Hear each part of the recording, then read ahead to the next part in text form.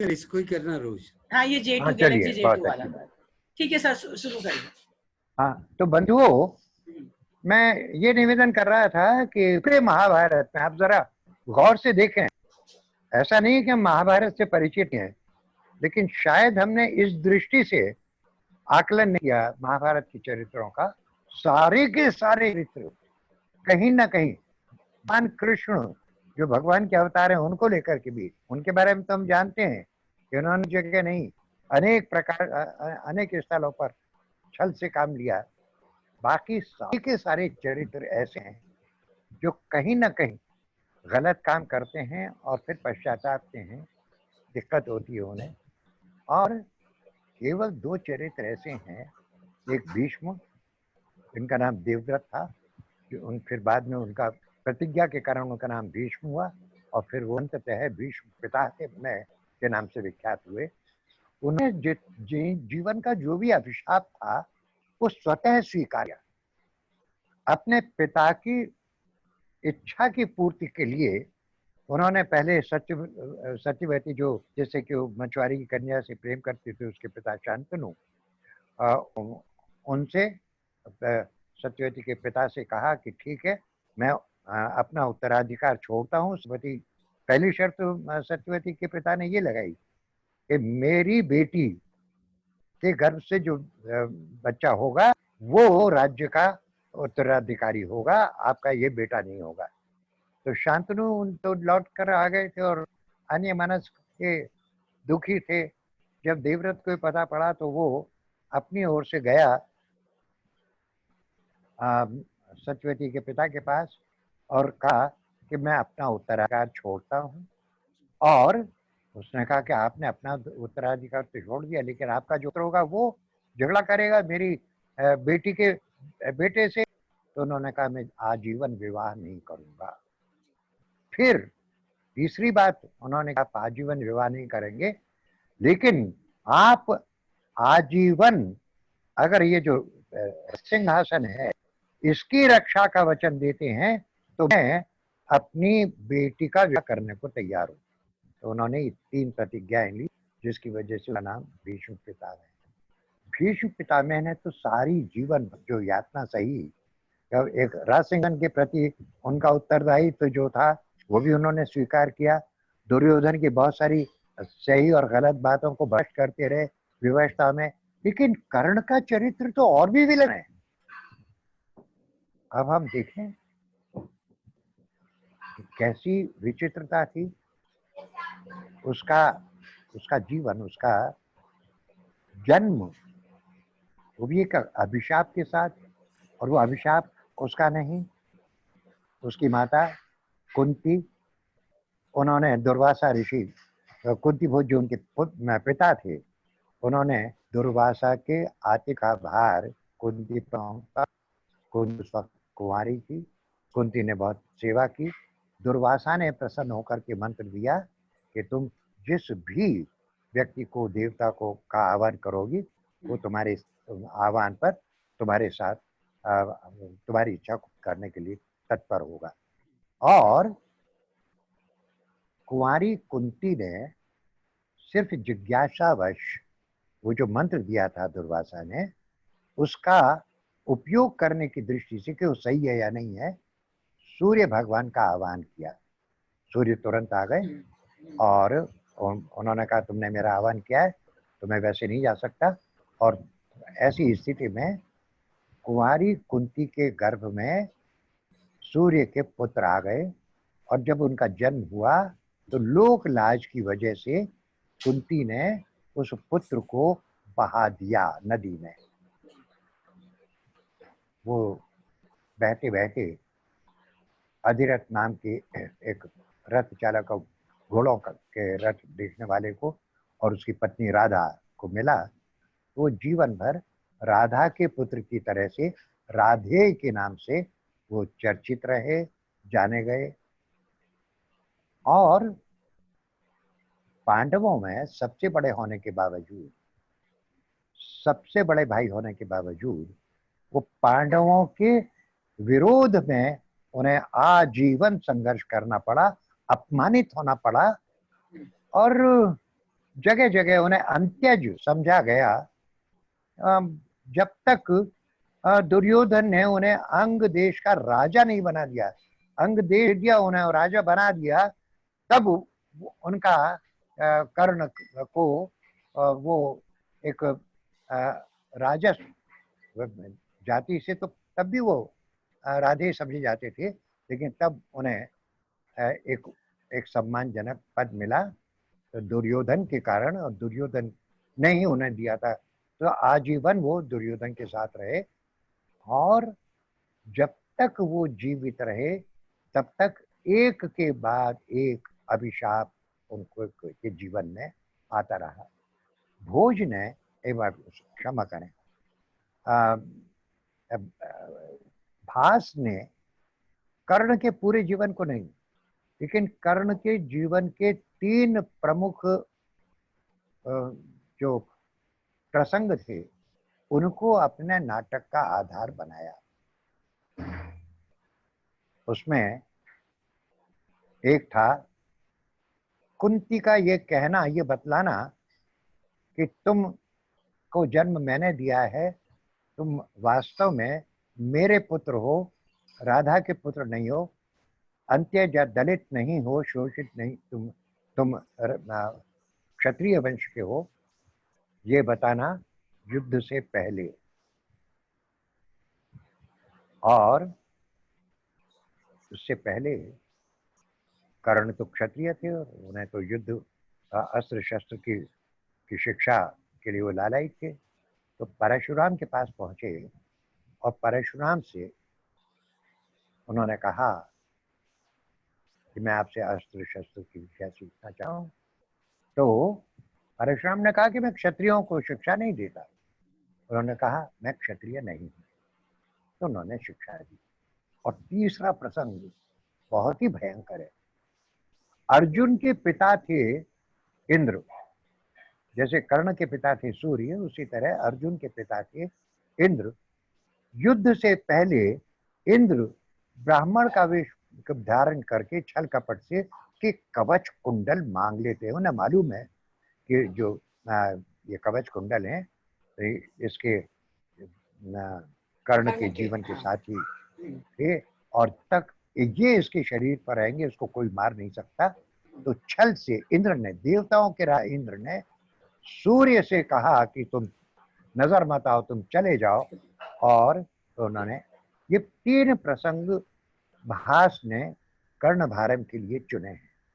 मैं कर्ण का विश्लेषण करते हुए मुझे एक बात लगती है कि कर्ण ऐसा चरित्र जीवन भर यातना, अपमान, प्रताड़ना सही उसने, और फिर भी उसे मृत्यु का वर्ण करने में कोई भी पश्चाताप नहीं था। वह खुशी खुशी जाता है युद्ध के लिए, अर्जुन से युद्ध करने के लिए शल्य को लेकर के जाता है और प्राण अपने उत्सर्ग करने को तैयार रहता है, जबकि सारे जीवन भर उसके साथ इतना अन्याय हुआ है।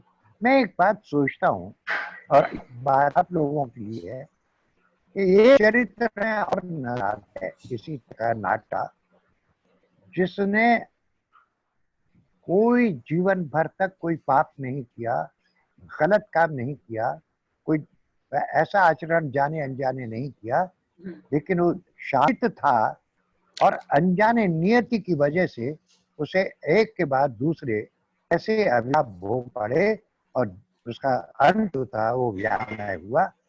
वो था बंधु इडिपस। आप जरा ये समानांतर देखें 2 चरित्र। कर्ण का जन्म, उसे पता नहीं माता पिता कौन है, बहा दिया गया और पाला पोसा राधा ने और अधिरथ ने।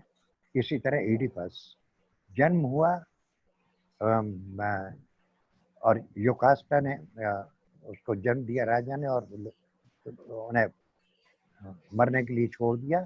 और फिर दूसरी जगह पला, जो बड़े हो गए तब वो आते हैं, और बस एक के बाद एक जब उसे मालूम होने लगता है कि ये जो शाप था मुझ पर, शाप था या नियति जो मेरे भाग्य में था कि मैं अपने पिता की क्या करूंगा और मैं अपनी माता से शादी करूंगा, और मैं ऐसा दुराचार करूंगा जो वो खोजने की कोशिश कर, एक एक पग मालूम करता है कि उसके में फंदा कसता चला रहा है, तब भी वो लगातार लगाते रहता है कि नहीं, मैं तो सच को पता लगाकर यही रहूंगा।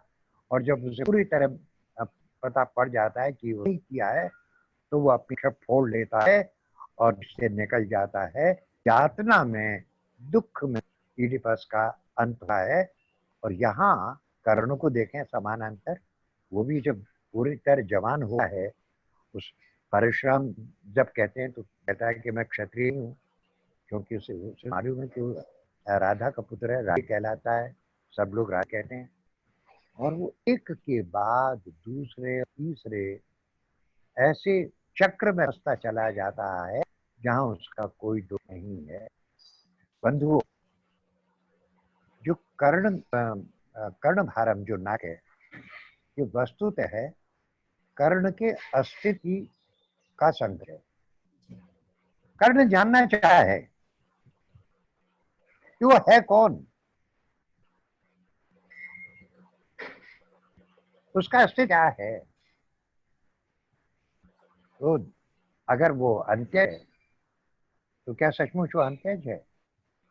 जब उसे मालूम पड़ता है कि वो अंत्यज नहीं है, तो निरंतर वो अपने को स्थापित करने के लिए, अपने शौर्य, अपने बल, अपने चरित्र को स्थापित करने के लिए लगातार संघर्ष करता रहता है और कहीं हार नहीं मानता।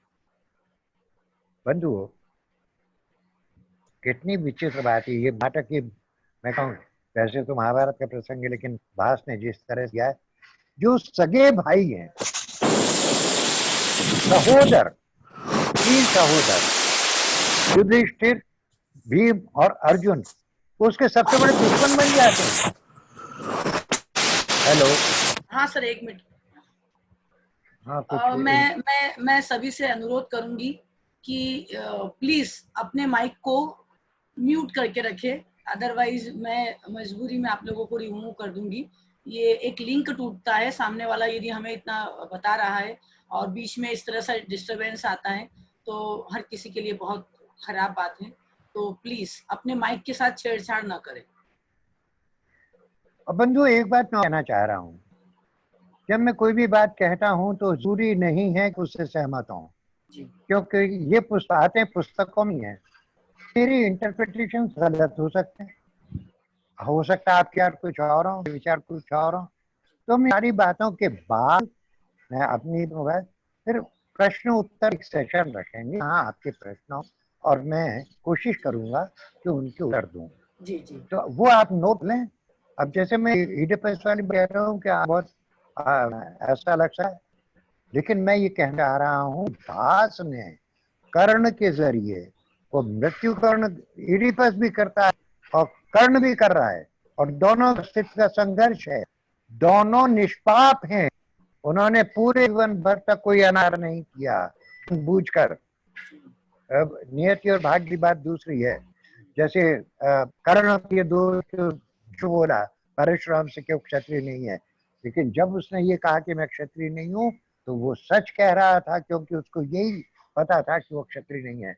इसी तरह जब इडिपस का अपनी माता से विवाह करने की स्थिति हुई, तो उसे कहीं पता नहीं था कि वो योग्य उसकी माता है।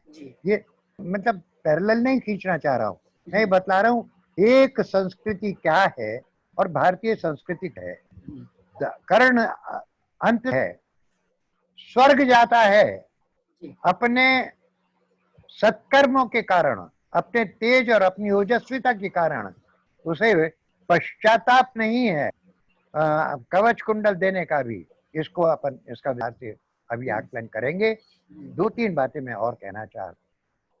ये जो भार है कर्म, ये भार वो वजन वाला भार नहीं है, ये उत्तरदायित्व वाला भार है, मैं सोचता हूँ। और कर्ण के जीवन, उसे लगता है उसके जीवन तीन चीजों के प्रति उसका उत्तरदायित्व, और वो अपना उत्तरदायित्व पूरा करने की चेष्टा करता है, और उसमें जितने भी कष्ट आते उन कष्टों को सहने के लिए तत्पर है। कहीं कोई किस तरह का पश्चाताप या उस दुविधा उसके मन में या आत्मग्लानि जैसी कोई चीज नहीं है। वो 3 चीजें हैं। पहली चीज माता के प्रति, माता के प्रति दायी। माता ने जन्म दिया और युद्ध से पहले भास कुंती से कहलवाते हैं कि तू मेरा पुत्र है और मैं तुझसे प्रार्थना करती हूं कि तू मेरे दूसरे जो पुत्र हैं उनके प्राण को बचा। यानी दूसरे शब्दों में कुंती ये कहती है कि तू अपने प्राण दे दे और मेरे 3 जो बेटे हैं उनको बचा। सबसे पहले तो ये कहती है कि तुझे जो यातना सहनी पड़ी है जीवन भर, उसका कारण मैं हूं, मेरे साथ ऐसा ऐसा हुआ, दुर्वासा वाली बात और सन वाली बात, मैंने तुझे छोड़ दिया था, सारी कथा कहती है। और कर्ण चकित है कि अरे वो मेरे भाई है मेरे। और जो वो था कर्ण तो अर्जुन से युद्ध करने के लिए लाए और उस दिन सोच करके निकलता है कि आज अर्जुन से युद्ध करना, या तो मैं मरूं या अर्जुन को मारूंगा। और कुंती अपने 3 बेटों के प्राणों की भीख मांगती है अपने सबसे बड़े बेटे। क्या बात है। दूसरा दायित्व, उत्तरदायित्व तो उसका परशुराम के प्रति। गुरु है, गुरु से सारी शिक्षा ली। अब परशुराम ने सारी शिक्षा में कहा तू सारे संसार में सर्वश्रेष्ठ वीर, अस्त्र शस्त्र की जानने वाला, और मैंने सारी विद्या दे दी है। फिर क्या, ये अपन जब नाटक देखेंगे तो देखें, जब विस्तार से बताएंगे कि एक स्थिति विशेष में परशुराम को लगता कि ये तो क्षत्रिय है, सामान्य आदमी में इतना धैर्य हो या नहीं हो, इतना संयम नहीं हो सकता। और कहते हैं कि अगर तू क्षत्रिय है तो उस अवसर पर जब तू अस्त्र शस्त्र प्रयोग करेगा, अगर तू उसमें क्षत्रिय है तो मैं जो विद्या तुझे दी है, जो सिखाया है, वो निष्फल हो जाएगा। तो गुरु के भी उसका उत्तरदायी।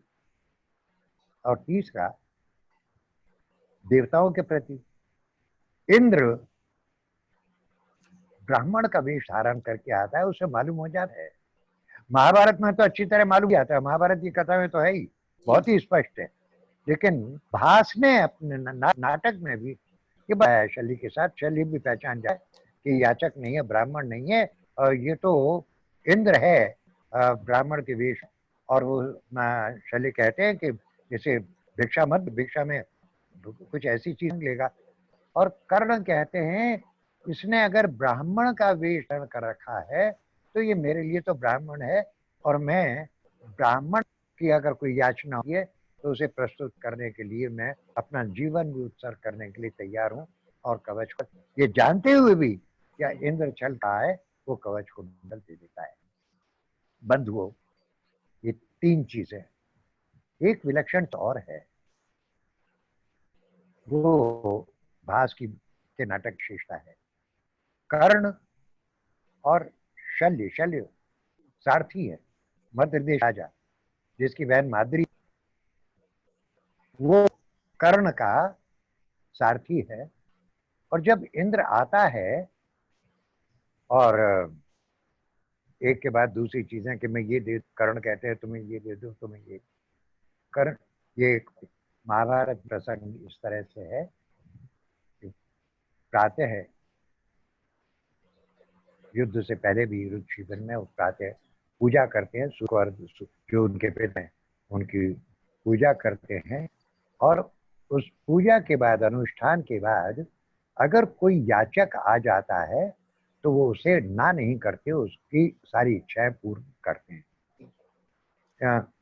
कर्ण भारत में भास ने नहीं किया है, बस इतनी छूट ली है कि युद्ध क्षेत्र से पहले जब वो युद्ध में जा रहे हैं तो अपने पुत्र अर्जुन को बचने के लिए, इंद्र को मालूम है अगर कर्ण गया इस तरह से तो अर्जुन नहीं बचेगा, तो अपने पुत्र अर्जुन को बचाने के लिए वो ब्राह्मण का वेश धारण करके कपट उसके कुंडल लेता है, क्योंकि इंद्र को मालूम है कि जब तक ये कवच कुंडल उसके पास है उसकी मृत्यु संभव नहीं है। और वो सूर्य देश देता है, सूर्य देवता है और देवताओं का राजा है, सूर्य को आदेश देता है कि चले जाओ यहाँ से, मैं जा रहा हूँ कर्ण के पास, तुम्हारी उपस्थिति आवश्यक नहीं है, तुम यहाँ मत रहो। और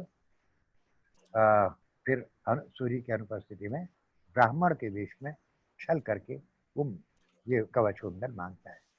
यहाँ एक बात और भी है, महाभारत में जब ये कवच कुंडल मांगता है तो उससे पहले सूर्य उसे सपने में ये बतलाते हैं कि आज इंद्र तुमसे कवच कुंडल मांगने आएगा, सूर्य तुम मेरे पुत्र हो, कवच कुंडल मत देना।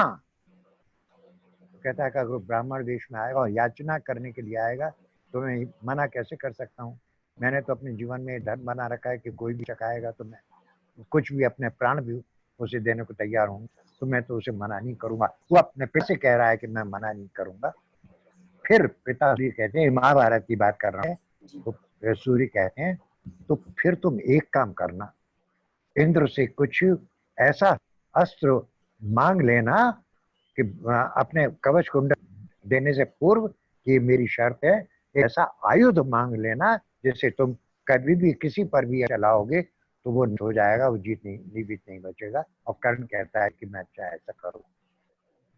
ये प्रसंग भास लेते हैं, लेकिन मैं वो ये शर्त जो महाभारत में है वो नहीं, कर्ण के चरित्र को और उदात्त बनाते। बंधुओं, मैंने इडिपस की बात की, मुझे लगता है कि दोनों में, इडिपस में और कर्ण में, दोनों में उत्सर्ग, कर्ण उत्सर्ग से उत्कर्ष तक जाते हैं अपने जीवन में, अपन देखें नाटक में, और इडिपस उत्सर्ग से अपकर्ष तक जाते हैं। मृत्यु, आंखें फोड़ लेते हैं, यातना भरे, और वहां से अपने राज्य से निष्कासित होने के लिए वो प्रस्तुत हो जाते हैं। एक ऐसे स्थल पर नाटक खत्म होता है। वो विरेचन करता है कि करता है दर्शक को, और ये जो कर्ण है अपने प्राणों का उत्सर्ग कर रहा है, एक ऐसी विधि पर कर रहा है, उसका चरित्र अत्यंत उदात्त है और वो शौर्य भरा हुआ है, उसे कोई पश्चाताप नहीं है। इंद्र, या इस नाटक में इंद्र पश्चाताप करते हैं और कहते हैं कि मैंने ऐसा किया है और मैं तुम्हें कुछ देना चाहता हूँ। कहते हैं कि मैं दान देता हूँ, दान लेता नहीं हूँ। फिर क्या नहीं हो, ब्राह्मण के रूप में वो आपको कुछ देना चाहते हैं तो कहता है ब्राह्मण, तो फिर मना नहीं करता। फिर वो एक हंस देते हैं इंद्र अर्जुन इस कर्ण को, और वो स्वीकार कर लेती हैं। बंधुओं, अब हमने अपने तरीके से व्याख्या की, अब हम नाटक की बात करें। ये तो कथावार की बात है कि उन्होंने महाभारत से क्या ग्रहण किया, क्या लिया, और कर्ण चरित्र के विभिन्न पक्ष। अब हम देखें इस नाटक में भाषा कर रहे हैं, ये बहुत ही महत्वपूर्ण है। यहाँ पर भी मैं निवेदन करना चाहता हूँ, बहुत संभव है कि आप मेरे विचारों से सहमत न हो, कोई अच्छी बात नहीं है। हम विचार विमर्श करें और कोशिश करूंगा कि अपनी बात स्पष्ट करूं, लेकिन आपको मेरी बातों को भी, मेरी बात जो है वो पुस्तकों से ही संबंधित है। इंटरप्रिटेशन सिर्फ मेरे हों, मैं कोई मौलिक बात नहीं कर रहा, ऐसी बात नहीं कर रहा जो बिल्कुल नहीं हो। भाष भी जहाँ तक महाभारत के रामायण के लिए उसमें कोई बिग प्रसंग नहीं लाते हैं, वो सारे प्रसंग ऐसे ही हैं जो यथावत हैं, उनको जिस तरह से संयोजित करें वो विलक्षण है। तो अब हम नाटक की बात करते हैं। सबसे पहले तो मैंने आपसे भी निवेदन किया था कि वो नांदी सूत्रधार का उस बाद सूत्रधार है और मंगलाचरण करें, वो मंगलाचरण से शुरू करते हैं। कल हमने मंगलाचरण का, आज के मंगलाचरण में मेरा एक इंटरप्रिटेशन है, and I don't know whether agree with me not, but I would like to submit my views आपके विचारों के लिए मैं रखना चाहता हूँ। हमारे और दूसरे जो नाटक हैं हम देखेंगे तो भास क्या करते हैं, मंगलाचरण के माध्यम से वो अपने नाटक के मूल कथ्य को का जो बिंदु है, प्रमुख बिंदु, उसको छूते हैं। सभी नाटकों में ऐसा करते हैं। इस नाटक में वो जरा गौण है, वो प्रत्यक्ष नहीं है, उसको इंटरप्रेट करना है, तो मैं उसे इस तरह इंटरप्रेट करना चाहता हूं।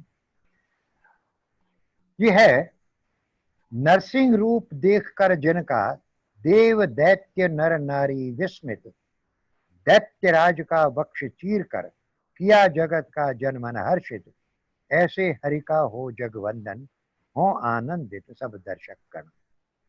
नरसिंह रूप, नरसिंह का क्या प्रयोजन है, क्या संबंध है कर्ण की कथा से? नरसिंह के साथ ही हमारे समाज में, हमारे सामने आ जाए हिरण्यकश्यप और प्रहलाद। हिरण्यकश्यप एक ऐसा थी जो सारे, तो जितने भी उसको, प्रहलाद को यातना देने के लिए या अपने वर्चस्व स्थापित करने के लिए जो कुछ उसने प्राप्त किया था वो सारा कुछ है। यानी दुर्दैव, ऐसा दुर्दैव जो कर्ण के चारों ओर था, अलग अलग रूपों में।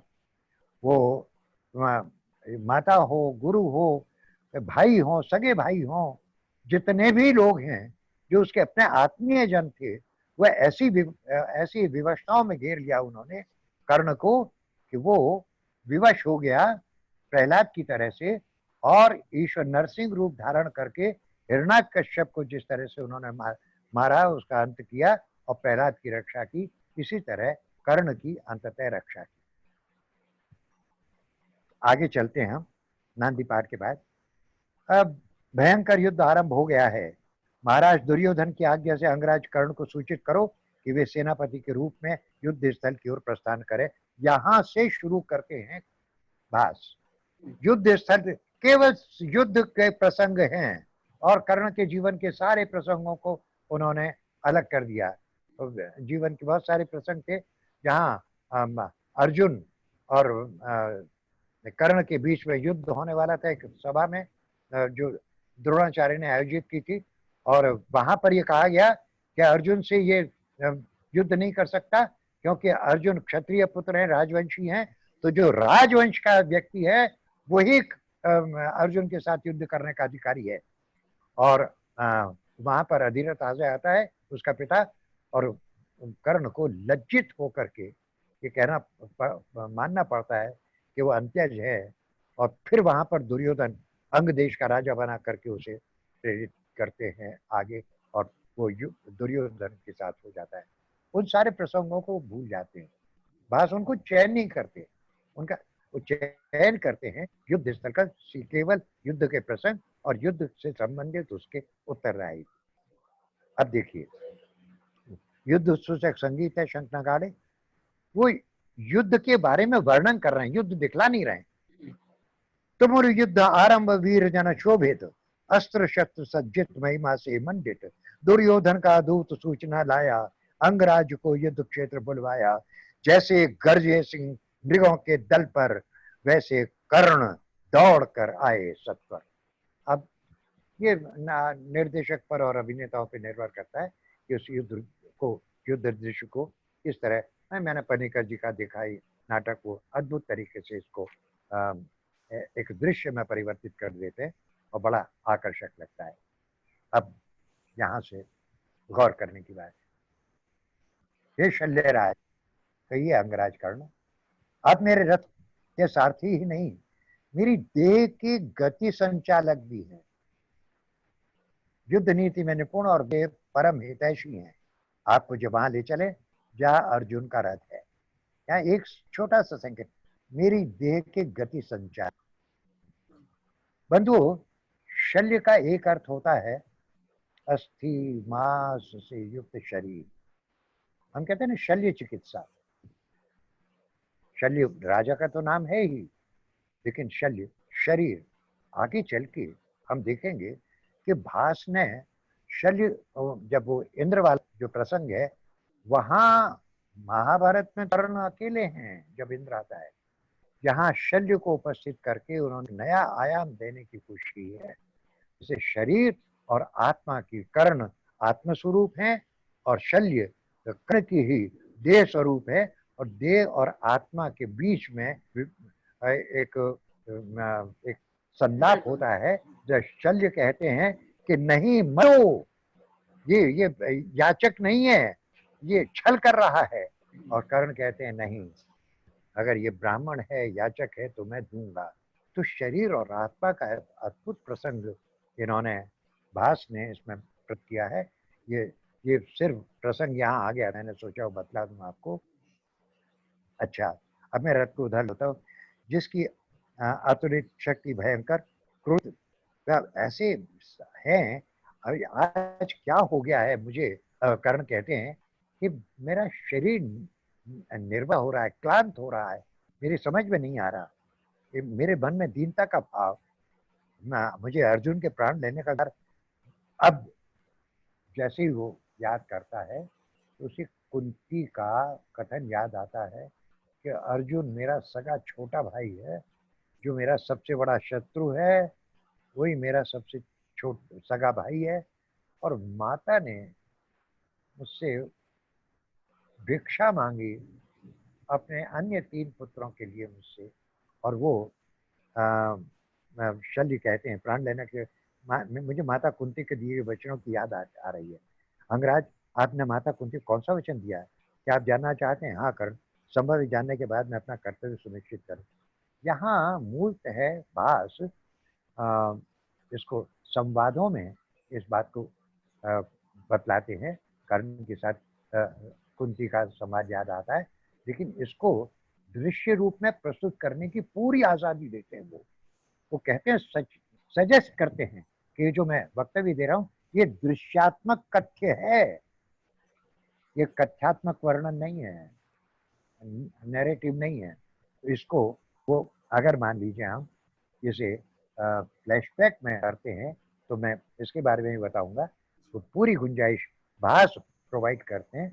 फ्लैशबैक, फेड आउट, उस वक्त तो बिजली थी नहीं, लेकिन आज अगर हम भास के नाटकों को मंच करने के लिए कोई आलेख तैयार कर रहे हैं तो आज की सुविधाएं हैं नाटक को मंचित करने की, उन सुविधा का अगर हम उपयोग करेंगे तो उस नाटक को मंचित करना मेरे ख्याल से जरा सर हो जाएगा। फ्लैशबैक, शिविर का वक्त, जो युद्ध का है, रात्रि के मध्य रात्रि में राजमाता कुंती, आप पुत्र, किंतु राजमाता नहीं, तुम्हारी माता कुंती के रूप में यहाँ आई है। निस्संदेह आप मेरी माता के समान ही हैं। आदेश, मैं आपके लिए क्या कर सकता हूँ? पुत्र कर्ण, मैं तुमसे भिक्षा मांगने आई हूँ। आपने मुझे पुत्र कहा है, इसलिए मैं अपने शत्रु पक्ष के जीवन के अतिरिक्त आपको सब कुछ देने को प्रस्तुत हूँ। पुत्र कर्ण, मैं तुम्हारे सहोदरों के प्राणों की रक्षा का वचन चाहती हूँ। तुम्हारे सहोदरों के, अपने प्राण दे देना और अपने सहोदरों की रक्षा कर। मेरे सहोदर, राजमाता कुंती, मैं राधा के उदर से जन्मा हूं, इसलिए मेरा एक नाम राधे भी है, लेकिन मेरा कोई सहोदर है ऐसा मैं नहीं जानता। अंगराज, राधा ने तुम्हारा पालन पोषण तो अवश्य किया है, किंतु तुम्हारा जन्म उसके उदर से नहीं हुआ। ये क्या कह रही हैं आप? हाँ, तुम्हारा जन्म मेरे उदर से हुआ। और सारी की सारी बात वो कर्ण कहता है, मेरे परम शत्रुओं के प्राण बचाने के लिए आपने अद्भुत युक्ति खोज निकाली है। वो कहती है युक्ति नहीं है, सत्य है। और फिर वो दुर्वासा वाली सारी बातें उनके सामने कहती है। और फिर कर्ण कहते हैं, हाय,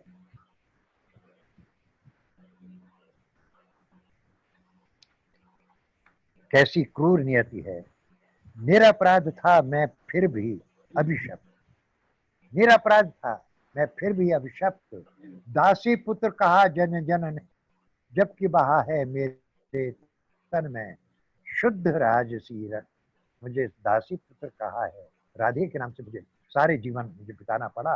हाय, मैं कैसा अभागा, हर पल अपमानित होकर मैंने दिन काटे, पाया कुछ भी नहीं, जो कुछ अर्जित कर पाया वह सब कुछ त्यागा। हाय, मैं कैसा अभागा।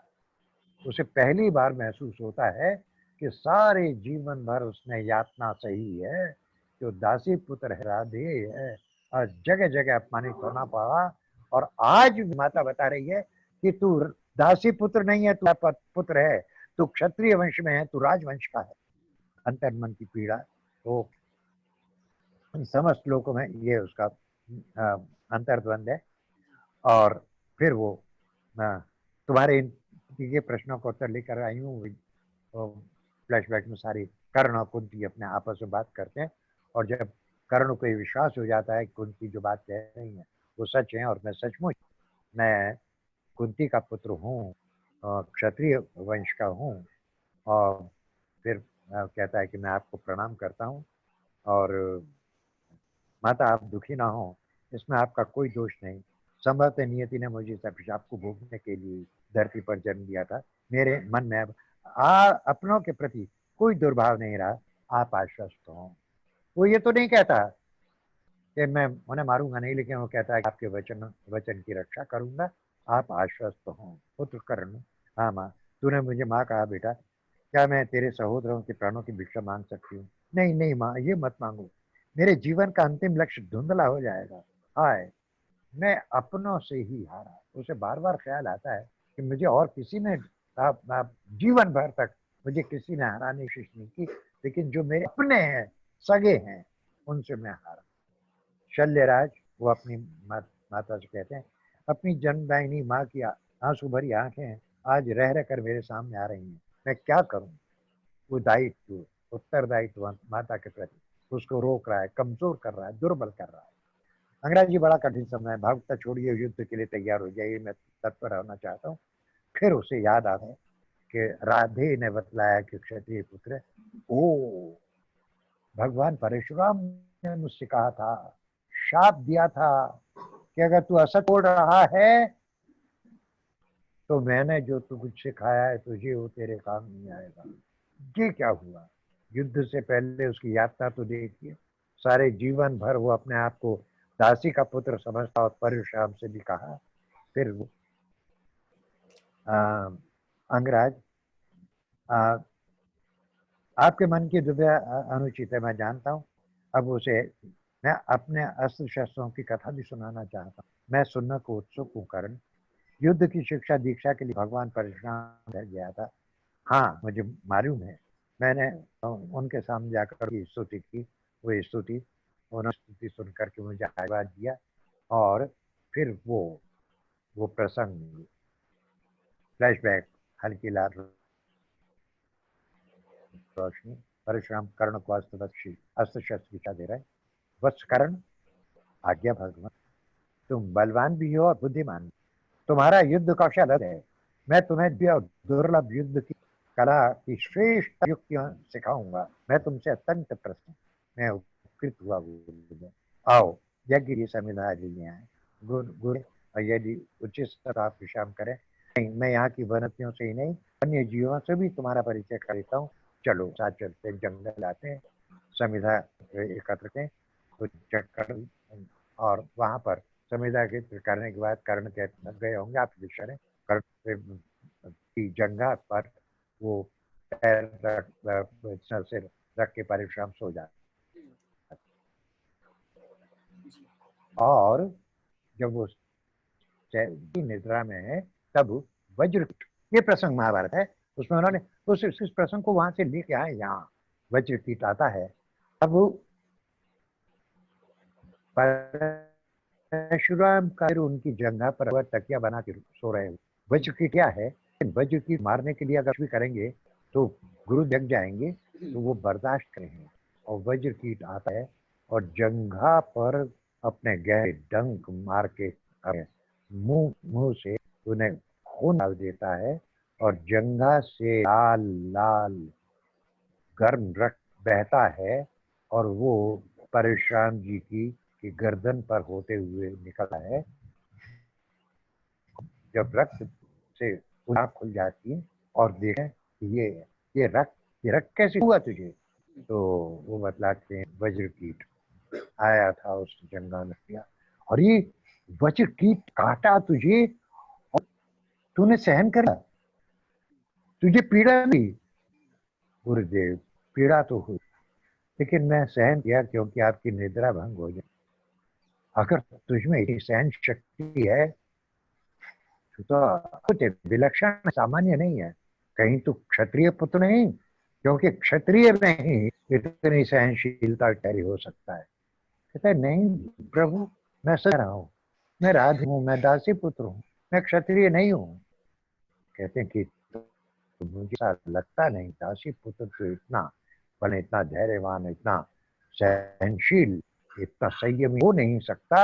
जहां तक अनुभव है, मुझे लगता है कि तू क्षत्रिय तो नहीं। और सुन, अगर तू क्षत्रिय हुआ तो जिस समय, अगर सोच क्षत्रिय हुआ तो जिस जो अस्त्र शस्त्र विद्या में तुझे सिखाई है उसका उपयोग करेगा तो निष्ठ हो जाएगी। तो फ्लैशबैक आज और शिव युद्ध के लिए जाए तो परशुराम नजर आते हैं। वाह। और बतलाता है, शल्य को बताता है कि मैंने जीवन तक मैंने कुछ ऐसा कुछ नहीं था। मैंने अगर शाम अपने गुरुदेव से कहा तो मैंने सीखा कि मैं सच्चा हूँ, लेकिन झूठ निकला जिसका मुझे भी पता नहीं था।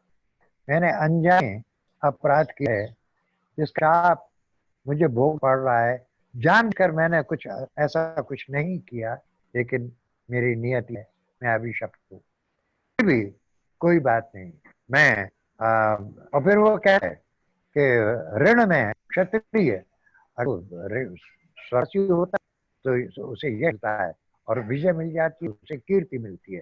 तो शल्य कोई बात नहीं है, मुझे मरण ही है मेरा धर्म, मरण के लिए प्रस्तुत ले चलो। तो ये ऐसा नहीं है कि परशुराम ने कहा था कि अब मेरे शस्त्र निष्फल हो गए तो शल्य वापिस चलो शिव की ओर, अब मैं युद्ध नहीं हुआ। Not all. जो कर्ण का तेज है, तो उसका जो ओज है वो बन हुआ है।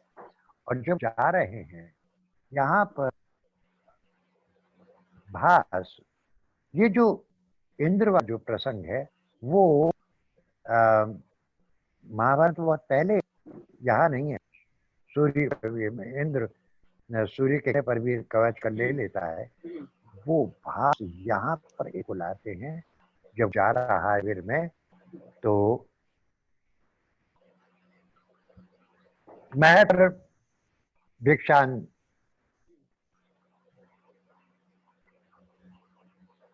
मुझे बड़ी भिक्षा चाहिए,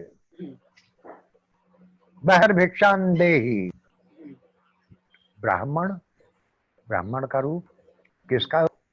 शल्य कहता है ये इतना ओजपूर्ण स्वर है, ये सारा याचक तो हो सकता। कहते हैं हाँ, ये साधारण याचक नहीं हो सकता। मेरे जो घोड़े हैं रथ के, उनके खड़े हो गए हैं। ये तो बड़ा तेज व्यक्ति है, विशिष्ट व्यक्ति है। फिर भी वो स्तुति करते हैं इंद्र की।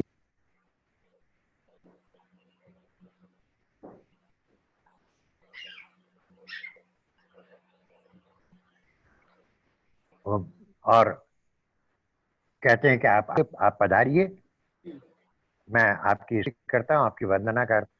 और इंद्र कहते हैं कि मैं क्या आशा दूं? दीर्घायु कहना तो इतना ही। फिर पहले तो कहते हैं सूर्य, सूर्य चले जाए, तुम्हारी आवश्यकता नहीं है। तो पहले भी तुम ऐसा कर चुके हो, अगर तुमने मना किया मैं मेरी याचना दे कवच कुंडल देने का, तो प्रयोजन निरर्थक हो जाएगा, तुम जाओ। और सूर्य को आदेश देते हैं, सूर्य आ जाता है, अदृश्य जाता है, भाग छिप जाता है। फिर वो मेहतर की इच्छा है, ऐसा ही होगा। अब भिक्षा के लिए मैं ऐसी सुंदर गायें, स्वस्थ सुरी, जिन सींग सोने से मड़े हुए हैं और अद्भुत दूध वाली हैं, एक सहस्त्र ऐसी गायें को दान में दूं? इंद्र कहते हैं सहस्त्र गाय नहीं नहीं, कुछ तक दूध पीऊंगा नहीं, करना मुझे चाहिए। कोई बात नहीं कि सूर्य के रथ जैसे परम तेजमय जो कंबोज जाति के घोड़े, कंबोज शब्द का प्रयोग करते हैं।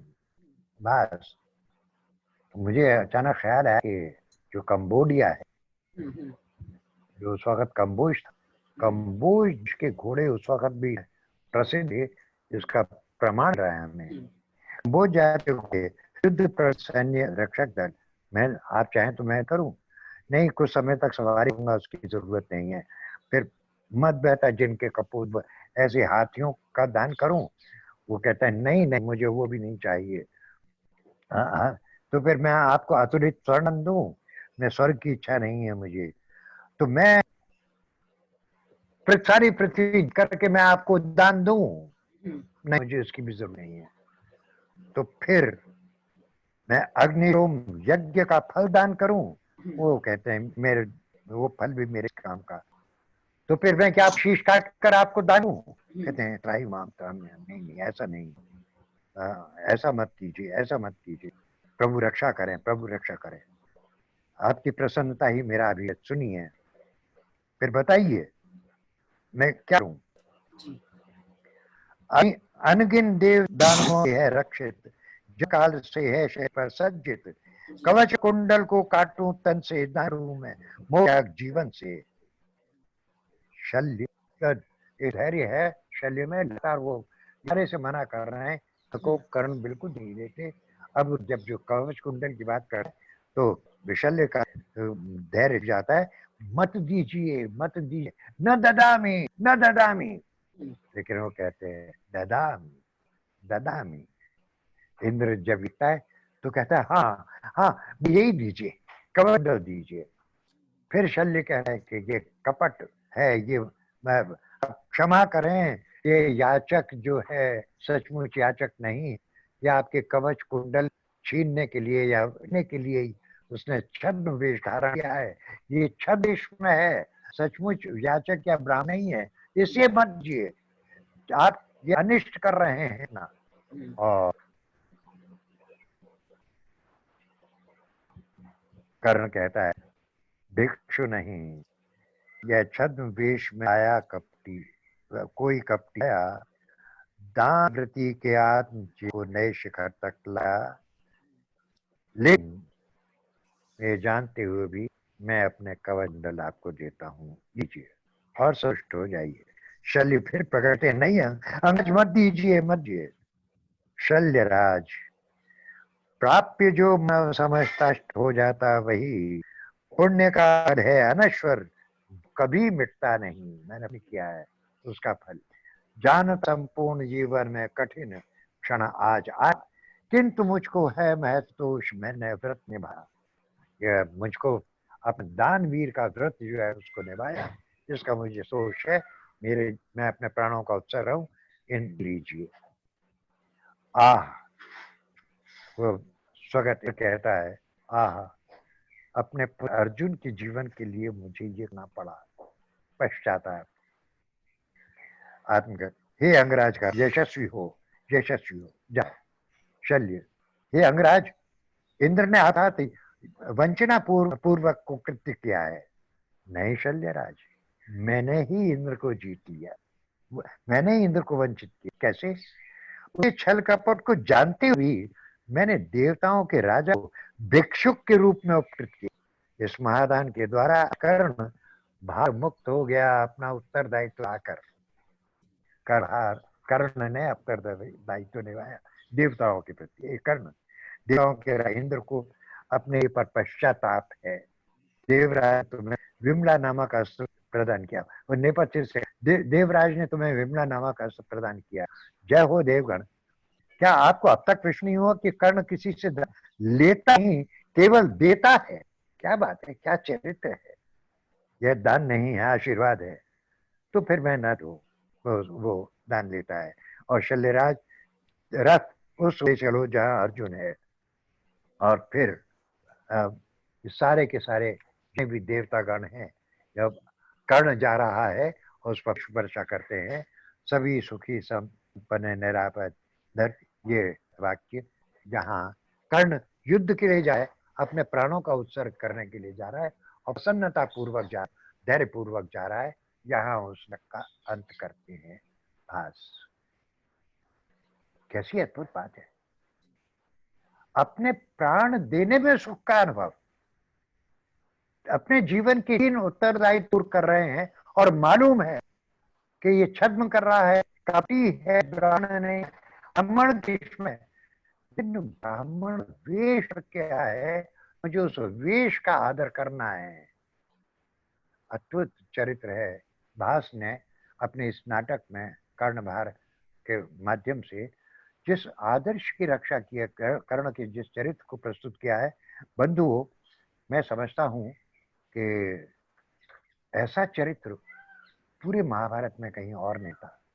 और जिस तरह से उन्होंने खास तौर से तो अपन हम यूज करते हैं, लेकिन वो अवकाश दिया है दूसरों पर। वो घटनाएं बतला रहे हैं, छोटे छोटे संवाद है जहाँ आपको ज्यादा कुछ करना नहीं पड़ता।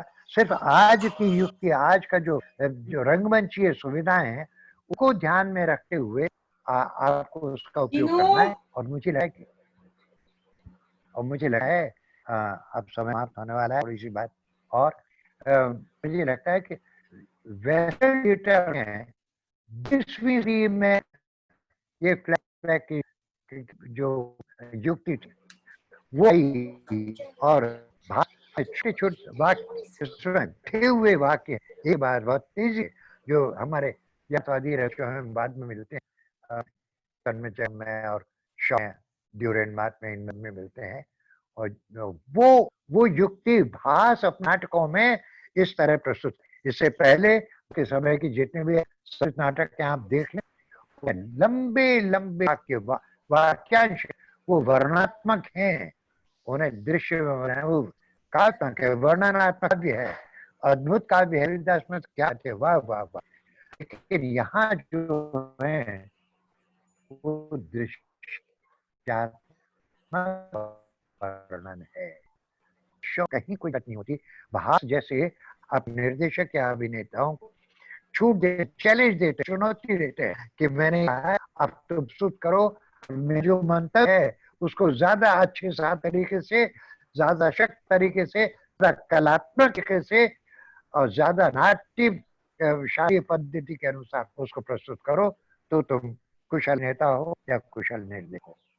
ये चुनौती भास अपने एक नाटक में अलग तरीके से दिए और कर्णभार उसका कोई वाद नहीं है।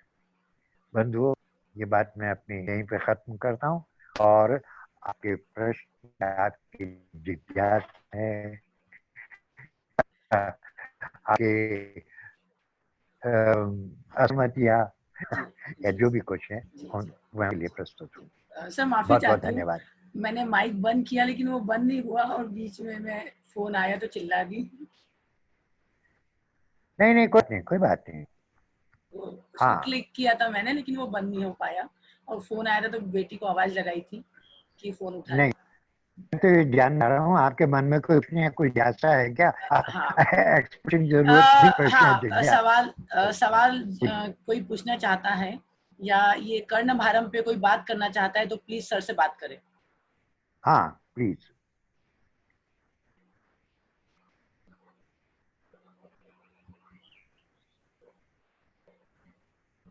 वसंत सर कुछ पूछना चाह रहे हैं?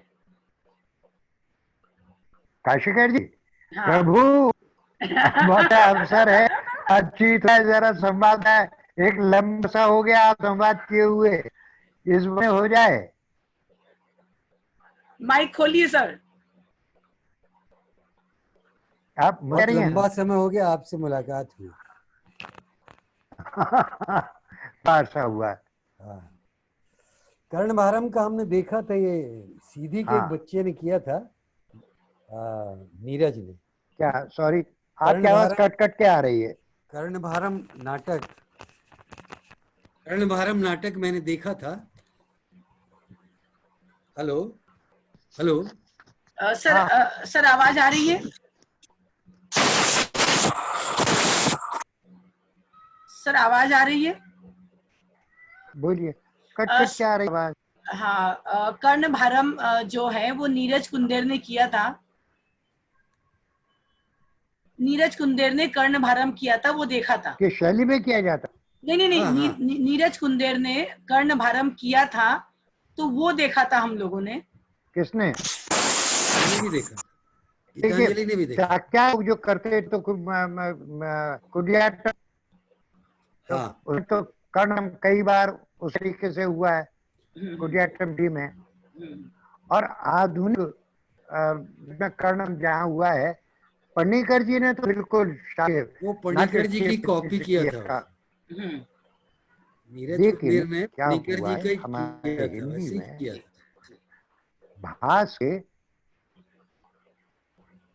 भास के जो नाटक हैं जी उनका जो रूटर है या अनुवाद है वो पूरी तरह उसमें ये ज्ञात्मक जो है। प्रसंग है, सबसे बड़ी ये जो ट्रेजेडी। प्रसंग आपने आज सुनाया, ये बहुत क्लियर सुनाया, हाँ बहुत अच्छा लगा। जब इंद्र ब्राह्मण बन के आते हैं और कवच कुंडल की यातना करते हैं और शल्य उनको शल्य रोकता गाना, है, हाँ। ये प्रसंग उतना क्लियर उसने किया नहीं था नाटक में, आवाज जितना आपने साफ नहीं आ समझाया। रही है, हम क्या करें? सर के पास आवाज आवाज, कट कट के आ रही है प्रभु। हाँ सर, वो आपके वहाँ नेटवर्क की बात है। आप तो आपके वाईफाई वाले को जरा चमकाइए। नहीं तो उसको मेरा नंबर देना, मैं बात करती हूँ। हम याद मैं आपको बताऊं, ये बार बार हमें ना पड़ रहा, मुझे पता नहीं, मैं आपका प्रश्न पूरी तरह सुन नहीं पाया हूँ, फिर भी अनुमान मेरा क्या आप ये जानना चाहेंगे इस नाटक को जहाँ भी भारतीय भाषाओं कहीं हुआ है तो किस तरह से प्रस्तुत है, किस शैली में प्रस्तुत किया गया है? शायद ये प्रश्न है जी हाँ, जी जी जी जी जी जी, या यस सर, प्रस्तुतिकरण के बारे में। बिल्कुल बिल्कुल सर, बिल्कुल। जी जी। हाँ ठीक। अब अगर ये आवाज आ रही है, अब जरा इस बात को गौर सुनिए। जी जी सर। बस के जितने नाटकों का अनुवाद आज तक हिंदी में हुआ है, हमारा दुर्भाग्य है कि वो सही के सारे गद्य रूप में हैं। बस के नाटकों की सबसे बड़ी विशेषता है कि उन्होंने गद्य और पद्य का समुचित उपयोग किया है, जिससे नृत्यात्मक गतियां और दृश्यात्मक पूरी अस्मिता के साथ प्रस्तुत हो सके, इसलिए गद्य और पद्य का सम्मिश्रण करते हैं। जब हम गद्य कर देते हैं साथ, कोई भी बहुत प्रचलित हैं अनुवाद बाजार में उपलब्ध हैं, उनको गद्यात्मक है। जो हम गद्य में करेंगे तो शैली में हो जाएगा, संवाद बोले आप प्रमुख रूप से, तो संवादों को बोलना तरीका वो तो सारा का सारा शाक्य है। अब आप अगर शैलीबद्ध तरीके से को बोले तो जब तक आंगिक नहीं होगा तब तक आप चिक में क्या करेंगे प्रभु जी। तो आंगिक बहुत महत्वपूर्ण है, आंग की रक्षा करने ये आवश्यक है। तो जो पद्यात्मक रूप है, तो शब्दों की में जो संगीतात्मकता है, जब संगीतात्मकता होगी वाक्य में तो गति में, शरीर रच में नृत्यात्मकता होगी, वो नई शैली का गठन करेंगे, जो पन्नीकर जी करते हैं और या रतन करते हैं, और कुछ मध्यम व्यायोग भी कुछ, या शांता जी ने किया। ये बहुत ही विरल बातें हैं जो या गोवर्धन दादा ने, अपन जब दूत वाक्यम की बात करेंगे, उन्होंने प्रयोग किया। तो संगीतात्मकता और नृत्यात्मकता जो हमारे अंग को वाचिक है, उनकी रक्षा तो हम तभी करेंगे जब अनुवाद गद्यात्मक पद्यात्मक होंगे, और अभी दुर्भाग्य से हमारे पास नहीं है। दूसरी भाषा है हिंदी में, जहां तक मेरी जानकारी है, मैंने कल भी बतलाया था शायद आप, कि केवल एक नाटक भारत भूषण अग्रवाल का उरुभंगम गद्यात्मक पद्यात्मक मिलता है, और कहीं एक भी नाटक नहीं है। मुझे इसीलिए नाटक करने में मजा आता है, क्योंकि गद्यात्मक जो है पद्य वो उनके गद्य में, और जो पद्य अंश है उनको छंद पद्य में रखा, जिससे जो करने वाले हैं उन्हें अवकाश मिले, अवसर मौका मिले, उसको अपनी पूरी तेजस्विता के साथ। हाँ सर, ये टीम है आपके पास, ये देखिए ना, ये जितने लोग और सुन कोई रहे हैं, ये सारी टीम है आपके पास। जी, मैंने कहा आपके पास पूरी टीम है, ये टीम के साथ आप करिएगा, हम लोग करेंगे आपके साथ। सर आवाज नहीं आ बड़ी रही है? विचित्र बात, आप आवाज नहीं आ रही। कोई नहीं सर, कोई नहीं। सर तो फिर इसको हम यहीं समाप्त करते हैं, बात कल कर लेंगे, अच्छा ठीक है ना? अच्छा, आप करते हैं। हाँ, क्योंकि आवाज और इस तरह के प्रकार मिले हैं तो बहुत ही अच्छी बात है। जी जी जी। कल हम कल हम हाँ, कौन सा नाटक है? सर मुझे देखना होगा, मेरे पास लिखा है, मैं देखती हूँ, मैं आपको बता मेरे दूंगी। ख्याल उरुभंगम है। हाँ, आई थिंक उरुभंगम है। तो कल हम उरुभंगम पे बात करेंगे, और आप इसी मोबाइल से कनेक्ट होइए, क्योंकि ये मोबाइल सही है। हाँ, मैं कोशिश करूंगा आज जरूर देखूं, रेडमी इंटरेक्शन प्लीज, ना हो। आप बार बार अनम्यूट करके इस तरह से डिस्टर्ब ना करें। जब आपके आसपास इतना डिस्टर्बेंस है तो आप क्यों अनम्यूट कर रहे हो अपने आप को? जी हाँ, जी हाँ। ठीक है सर, तो कल हम मिलते हैं 4 मैं बजे। सभी बंधुओं, हाँ, 4 बजे। ठीक है, तो आवाज नहीं आ रही, इसके लिए हम इसको यहीं 15 समाप्त मिनट ले आ करते हैं। जाऊंगा जरा उसका करने के लिए। जी जी बिल्कुल, मैं आपको धन्यवाद देती हूँ। ठीक है सर, थैंक यू। नमस्कार, सब बंधुओं को नमस्कार, बहुत बहुत धन्यवाद। जी कल धन्यवाद। मिलते हैं। जी।